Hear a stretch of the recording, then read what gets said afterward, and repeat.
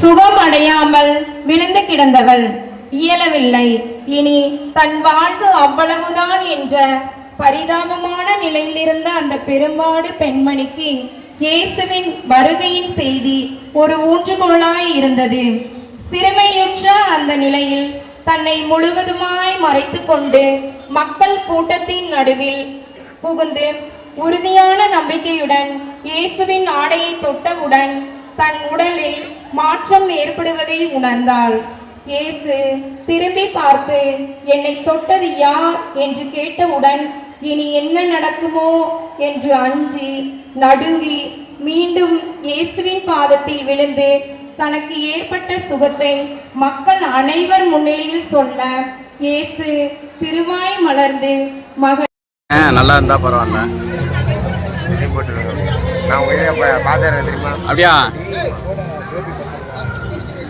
போங்க போங்க. 7ஆம் நம்பர் அங்க இருக்கு பாருங்கக்கா. 4ஆம் நம்பருக்கு முன்னாடி இருக்கு பாருங்க.